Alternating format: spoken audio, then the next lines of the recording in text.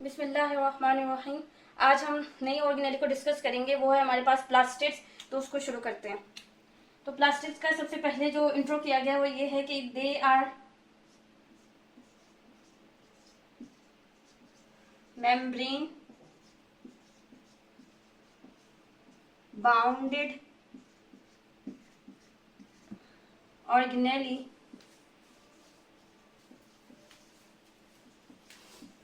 present in plant cells and photosynthetic protista। Example आपको आगे दी गई है एलजी की। ठीक है, तो ये एक ऐसी ऑर्गेनेली है जो मेम्ब्रेन बाउंडेड है। अगेन मेम्ब्रेन बाउंडेड का क्या मतलब होता है? दो मेम्ब्रेन इसके पास होती हैं, एक इसके पास अपनी मेम्ब्रेन होती है और एक दूसरी होती है जो इसको प्रोटेक्ट कर रही होती है। तो ये मेम्ब्रेन बाउंडेड है, यानी इसके पास दो मेम्ब्रेन है और ये ऑर्गेनेली पाई जाती है प्लांट सेल्स में और फोटोसिंथेटिक प्रोटिस्टा में। हमने किंगडम प्रोटिस्टा में पढ़ा था कि जो किंगडम प्रोटिस्टा हैं वो ऑटोट्रोफ भी होते हैं, हेटरोट्रोफ भी होते हैं। तो जो ऑटोट्रोफ होते हैं वो जो अपनी फूड बनाते हैं वो क्लोरोफिल की मदद से बनाते हैं और वो क्लोरोफिल पाया जाता है प्लास्टिड्स में। तो कुछ मतलब प्रोटिस्टा ऐसे होते हैं, यानी कुछ प्रोटिस्टा जो होते हैं वो फोटोसिंथेटिक प्रोटिस्टा होते हैं। जो मिसाल आगे आपको एलजी की दी गई है, यानी कि एलजी एक ऐसा है, एलजी एक यानी ऑटोट्रोफ है जो अपनी खुराक उसे क्या कहते हैं, क्लोरोफिल की मदद से बनाता है, विधि जो वो पाया जाता है प्लास्टिड्स के अंदर। तो प्लास्टिड्स प्लांट सेल में और फोटोसिंथेटिक प्रोटिस्टा में पाया जाता है, एनिमल सेल में नहीं पाया जाता, क्योंकि एनिमल सेल जो है वो फोटोसिंथेसिस का प्रोसेस नहीं करता। तो इसकी आगे तीन टाइप्स है, तीन टाइप्स जो है वो देख लेते हैं। पहली जो इसकी टाइप है वो हमारे पास है क्रोमोप्लास्ट, दूसरी टाइप है क्लोरोप्लास्ट और थर्ड है हमारे पास ल्यूकोप्लास्ट।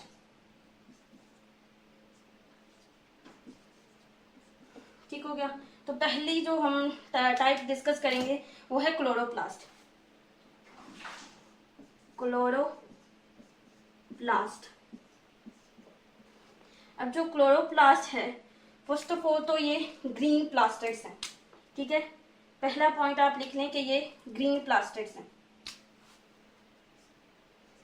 पहला पॉइंट ये है कि ये ग्रीन प्लास्टिड्स हैं, यानी ये ग्रीन कलर में होते हैं और ये पाए कहाँ जाते हैं? ये ग्रीन पार्ट्स ऑफ प्लांट्स में पाए जाते हैं। Green parts of plant, plant के जो ग्रीन पार्ट्स होंगे वहां पे आपको ये क्लोरोप्लास्ट पाया जाएगा। जैसे कि हमारे पास लीफ, जो पत्ते होते हैं वो ग्रीन कलर होते हैं और टहनियां भी कुछ होती हैं जो ग्रीन कलर की होती हैं, तो उनमें भी हमारे पास क्लोरोप्लास्ट पाया जाता है। तो ये इसके मतलब कहाँ पाया जाता है ये डिस्कस कर लिया। अब जो इसका फंक्शन है क्लोरोप्लास्ट का वो देखते हैं।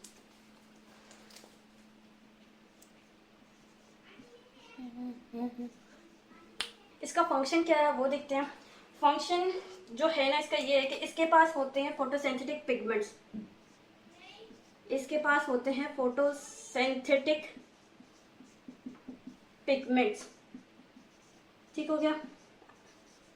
आपकी बुक में एग्जांपल दी गई है क्लोरोफिल की।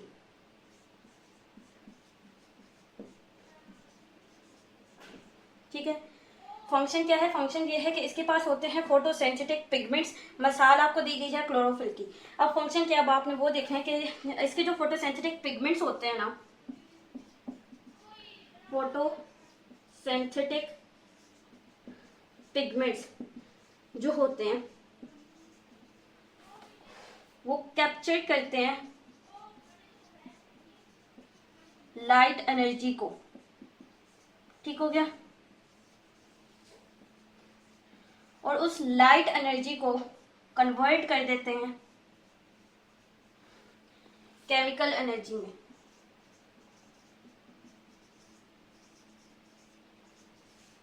और उस केमिकल एनर्जी को यूज करके कैरी आउट करते हैं फोटोसिंथेसिस का process. Carry out the process of photosynthesis.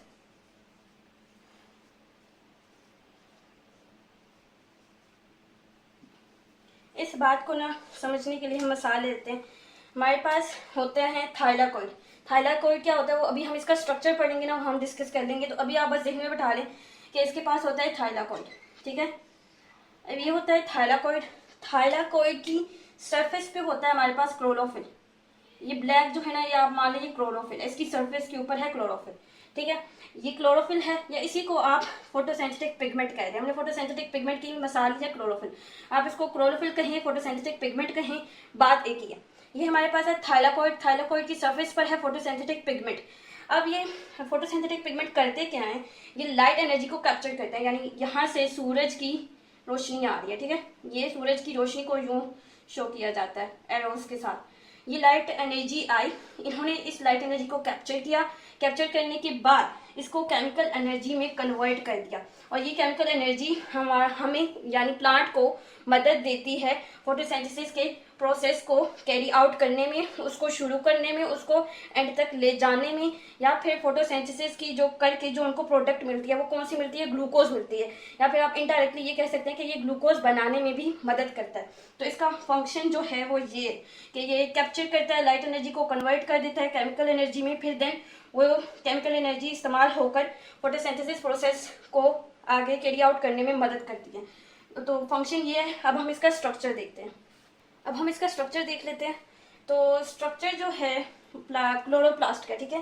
Chloroplast का जो स्ट्रक्चर है, फर्स्ट ऑफ ऑल तो ये दो मेम्ब्रेन्स हैं इसके पास, टू मेम्ब्रेन्स, ठीक हो गया।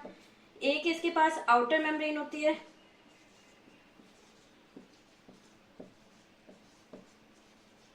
और एक इसके पास इनर मेम्ब्रेन होती है।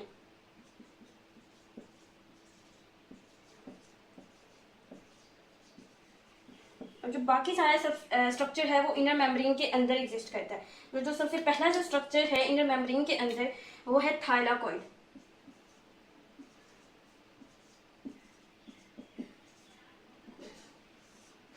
अब आपकी बुक में ना थाइलाकॉइड एंड ग्रेना का जो स्ट्रक्चर है ना वो घुमा फिरा के लिखा हुआ है, तो हम उसको एक पैराग्राफ में लेकर आएंगे ताकि हमें समझ भी आ जाए, और अगर शॉर्ट में हमारे पास थाइलाकॉइड का सवाल आए तो हम उसको भी सही तरह कर पाए। तो सबसे पहले हम थाइलाकॉइड को देख लेते हैं। तो थाइलाकॉइड की हमारे पास डेफिनेशन क्या है कि थाइलाकॉइड प्रेजेंट का होता है, प्रेजेंट होता है on the internal side of inner membrane, ठीक है। हम इसको ड्रॉ करके देख लेते हैं। मान लें ये हमारे पास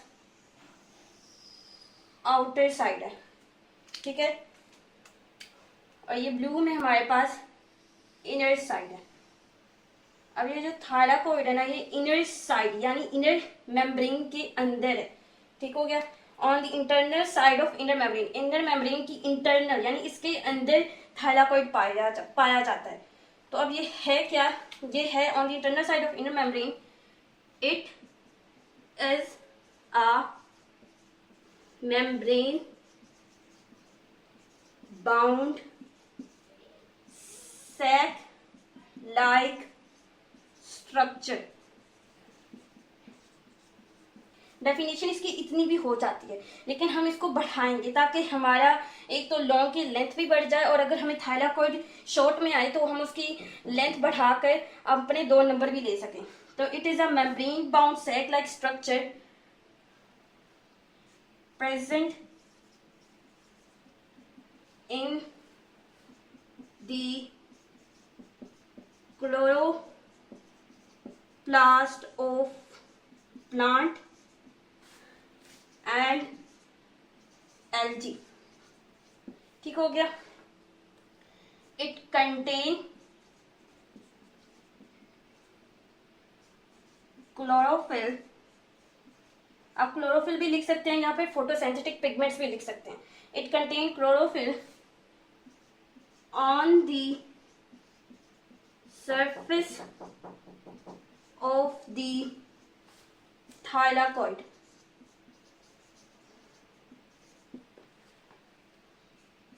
दिस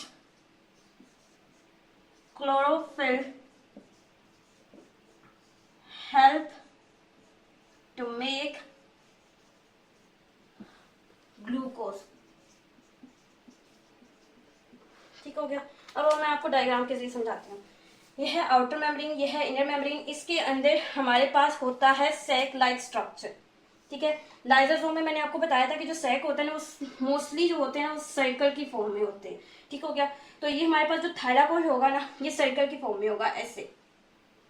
ठीक है, पर इसके पीछे लिखा गया है ये मेम्ब्रेन बाउंड है, यानी इसके पास भी दो मेम्ब्रेन होंगी। एक तो इसकी अपनी मेम्ब्रेन होगी और एक इसकी खुद जो इसको कवर किया हुआ। ये हमारे पास है थायलाकोइड।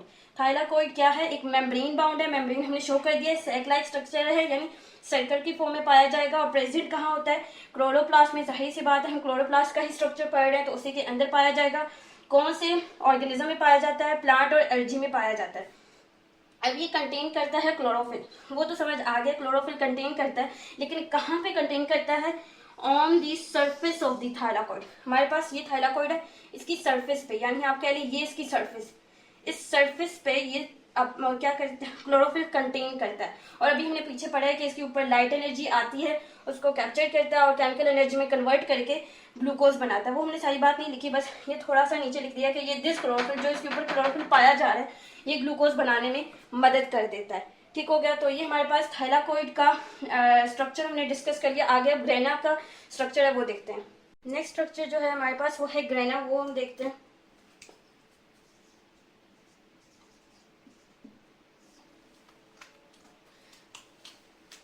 इसकी डेफिनेशन है दी स्टैक्स। ठीक है, स्टैक्स को आप ग्रुप कह लें, the stacks of thylakoid membrane bound sac like structure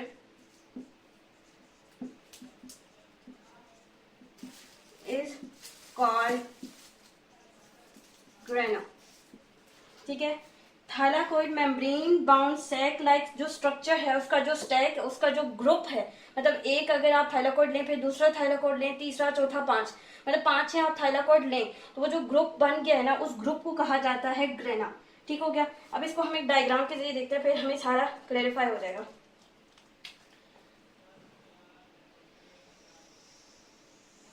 ये हमारे पास है आउटर मेम्ब्रेन,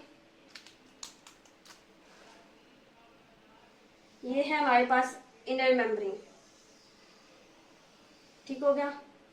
हमने अभी पढ़ा है कि इनर मेम्ब्रेन के अंदर होता है थायलाकोइड जो मेम्ब्रेन बाउंड होता है। हम इसको मेम्ब्रेन बाउंड के साथ नहीं शो करेंगे तो वो फिर गंद मच जाएगा। तो ये सिर्फ जो एक हमारे पास सैक लाइक स्ट्रक्चर है ना, एक सैक लाइक स्ट्रक्चर, उसको कहा जाता है थायलाकोइड। जब ये सैक लाइक स्ट्रक्चर को कहा जाता है थायलाकोइड।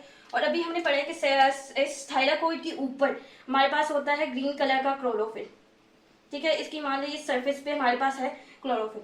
फिर दोबारा एक हमारे पास आएगा थायलाकोइड, इसके ऊपर अटैच होगा और इसकी सरफेस पे भी क्लोरोफिल होगा।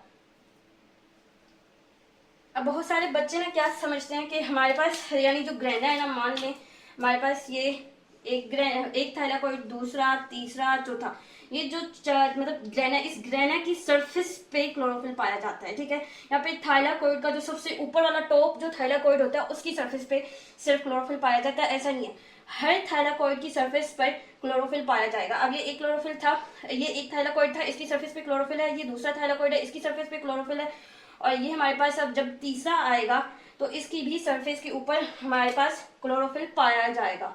ये नहीं है कि जो सबसे टॉप पे थायलाकोइड होगा उसकी सरफेस पे होता है, ऐसा नहीं है, हर एक थायलाकोइड की सरफेस पे हमारे पास क्लोरोफिल पाया जा रहा होता है। ये भी हमारे पास थायलाकोइड है और ये इसकी सरफेस पे क्लोरोफिल है। ठीक हो गया। अब ये जो पूरा स्ट्रक्चर बन गया है ना, ये अब जो ये ग्रुप ऑफ थायलाकोइड है या ये स्टैक ऑफ थायलाकोइड है, इसको ग्रेना का नाम दिया जाता है। ठीक हो गया। अब आपको सही तरह थायलाकोइड की भी और ग्रेना की डेफिनेशन समझ आ गई होगी। तो ये हमारे पास ग्रेना। अब इसके बाद हमारे पास स्ट्रक्चर आगे जो आता है वो है स्ट्रोमा। ठीक है, स्ट्रोमा क्या है, stroma is a fluid, stroma is a fluid that surrounds the thylakoid। ठीक हो गया। स्ट्रोमा क्या है? स्ट्रोमा एक फ्लूइड है जो सराउंड कर रहा है थाइलाकोइड को, यानी हमारे पास मान लीजिए ये थाइलाकोइड है, ये भी थाइलाकोइड, ये भी थाइलाकोइड, तो इसके अराउंड ये जो फ्लूइड है ना, या फिर आप कह लें थोड़ा बहुत पानी, मतलब मुकम्मल पानी नहीं लेकिन थोड़ा बहुत, यानी वाटर लाइक, ठीक है, वाटर लाइक हमारे पास एक फ्लूइड है। इस फ्लूइड को हमने स्ट्रोमा कहा और ये पूरे क्लोरोप्लास्ट में यूं करके फैला होता है। मैंने सिर्फ आपको एक ग्रेना शो किया, लेकिन बुक में बहुत सारे ग्रेना बनाए गए, लेकिन एक बनाकर हमने कॉन्सेप्ट को क्लियर कर दिया। हमारा कॉन्सेप्ट क्लियर होना चाहिए, डायग्राम हम खुद भी प्रैक्टिस करके बना सकते हैं। तो स्ट्रोमा के पास अब होता क्या है? स्ट्रोमा के पास मौजूद होता है DNA, it contain DNA and ribosome. इस फ्लूइड के अंदर डीएनए भी मौजूद होता है और राइबोसोम भी मौजूद होता है। हम यहाँ पे शो कर देते हैं। मान लें ये हमारे पास डीएनए है, ठीक हो गया, और ये जो ब्लू में हमारे पास, ये जो ब्लू है हमारे पास, ये है हमारे पास राइबोसोम। हमने माइटोकॉन्ड्रिया पढ़ा था, माइटोकॉन्ड्रिया में भी हमने ये पढ़ा था कि उसके पास डीएनए एंड राइबोसोम होता है। तो वहां पे भी मैंने कहा था कि जिस ऑर्गेनेल के पास भी डीएनए और राइबोसोम होता है ना, उसके पास ये सलाहियत होती है कि वो खुद को डुप्लीकेट कर सकता है, खुद को रेप्लिकेट कर सकता है। रेप्लिकेट भी डुप्लीकेट को ही कहते हैं। तो इसके पास भी डीएनए और राइबोसोम मौजूद है, तो इससे ये साबित होता है कि जो प्लास्टिड है, ठीक है, या फिर जो हमारे पास क्लोरोप्लास्ट है, उसके पास सलाहियत है कि वो खुद को डुप्लीकेट कर सकता है। और आपसे एज एमसीक्यू ये सवाल भी पूछा जा सकता है कि ऐसी कौन सी ऑर्गेनेलीज हैं जिनके पास डीएनए और राइबोसोम है। तो हमारे पास सिर्फ दो ऑर्गेनेलीज हैं जिनके पास डीएनए और राइबोसोम होता है, वो है माइटोकॉन्ड्रिया एंड प्लास्टिड। आगे आप ब्रैकेट में लिख दीजिएगा कि क्लोरोप्लास्ट, ठीक हो गया। तो ये इसका हमारे पास स्ट्रक्चर था। आगे हमारे पास जो सेकेंड टाइप है, उसे क्या कहते हैं, क्रोमोप्लास्ट, उसको डिस्कस करते हैं। अब हमारे पास सेकेंड टाइप है, वो है क्रोमोप्लास्ट।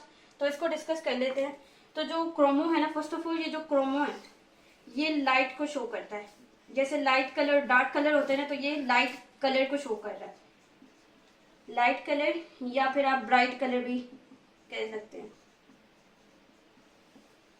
ठीक है। तो अब इसको स्टार्ट करते हैं। क्रोमोप्लास्ट क्या है?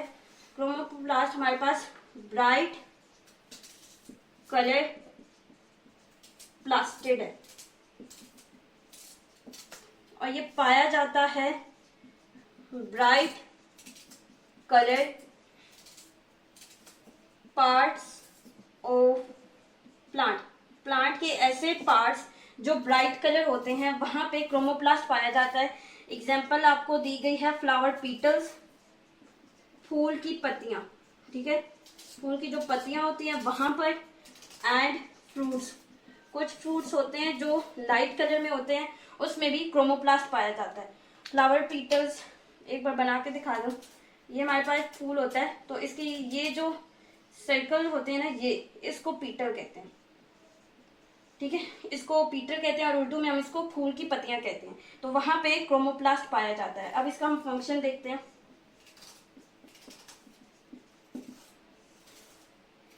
फंक्शन क्या है? क्रोमोप्लास्ट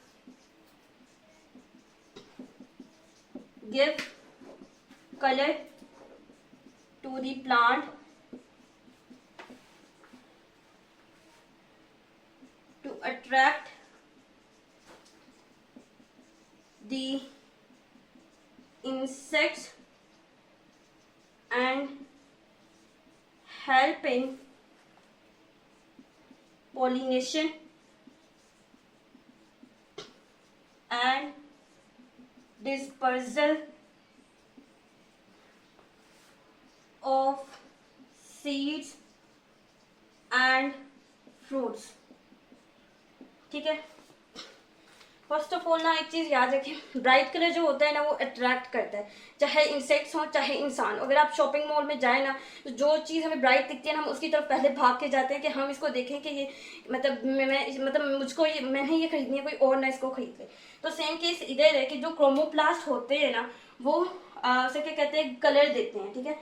ऊपर आप लिख लें ब्राइट कलर, ठीक है, ब्राइट कलर देते हैं जिससे अट्रैक्ट होते हैं इंसेक्ट्स, ठीक है। यानी फूल की पत्तियां थी हमारे पास, वो ब्राइट कलर में थी और ब्राइट कलर में थी और इंसेक्ट इसको इसकी मतलब खूबसूरती को देख कर वो अट्रैक्ट हुआ और इसकी जानिब आ गया। अब वो आ तो गया, इससे हमारा क्या फायदा है या फिर प्लांट का इससे क्या फायदा है? फायदा ये होता है कि उसको एक तो पोलिनेशन में मदद मिल जाती है और एक dispersal of seeds and fruit में मदद मिल जाती है। पोलिनेशन क्या होता है अब हम वो देख लेते हैं। तो पहले इसकी नीचे डेफिनेशन लिख देते हैं, transfer of pollen grain from anther to stigma, ठीक है, इसको हम समझते हैं।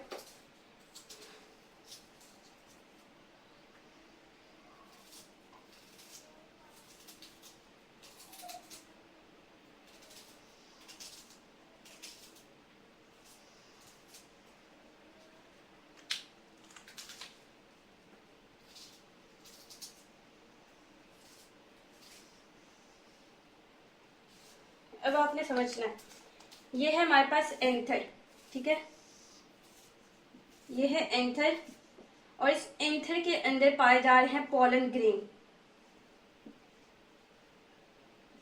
और ये जो है ना, यहाँ ये जो स्टार्ट हो रहा है, ये नीचे की तरफ जा रहा है, ये है हमारे पास स्टिग्मा,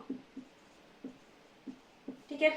अब इस एंथर से स्टिग्मा की तरफ जाना या ये पोलन ग्रेन का ट्रांसफर होना एंथर से स्टिग्मा, वो होता है पॉलिनेशन। और वो कौन करवा रहा होता है? इंसेक्ट करवा रहा होता है। क्यों करवा रहा होता है? क्योंकि वो ब्राइट कलर की वजह से अट्रैक्ट हुआ है। ये जो ब्लैक मैंने बनाया है ना, ये पीटल्स है, ठीक है, यानी ये फूल की पत्तियां, और ये ब्राइट कलर थी, यहाँ पे इंसेक्ट आया, इसके पास ही यहाँ पे एंथर मौजूद होता है, तो पीटर्स के कभी कभार मतलब पीटर्स के ऊपर भी बैठ जाते हैं, तो कभी ऊपर एंथर की तरफ आ जाते हैं।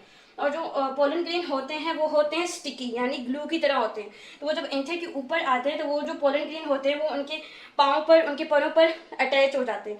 और जब एंथर से उन्होंने अगले प्लांट की तरफ जाना होता है तो जाते वक्त इनके पास रास्ते में स्टिग्मा आ जाता है। तो वो जब अपने पैर हिलाते हैं तो वो पोलन ग्रेन जो होता है वो स्टिग्मा के ऊपर गिर जाता है। तो इस तरह ये पोलिनेशन में मदद कर रहे होते हैं इंसेक्ट।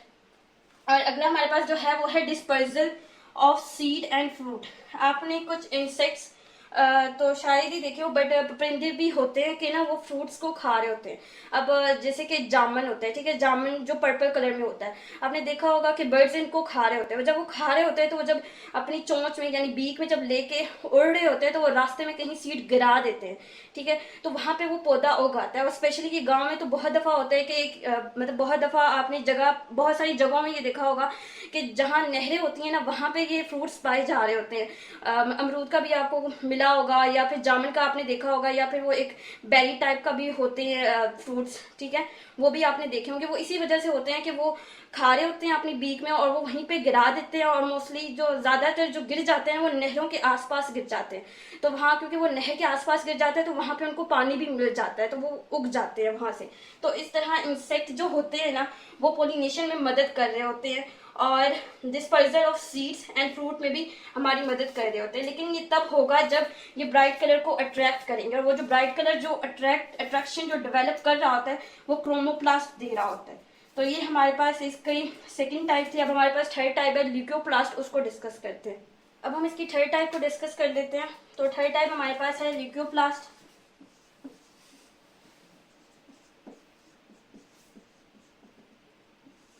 तो इसका इंट्रो सिर्फ एक लाइन में किया गया, वो ये किया गया है कि इसके पास कोई भी पिगमेंट नहीं होता, नो पिगमेंट, ठीक है।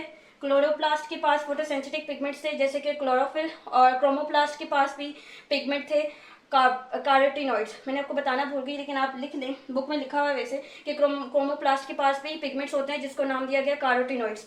पर ल्यूकोप्लास्ट एक वाहिद ऐसा प्लास्टिड है या फिर ऐसे एक प्लास्टिड की टाइप है जिसके पास कोई पिगमेंट नहीं होता। उसके बाद इसका आगे फंक्शन लिखा हुआ है, वो देखते हैं।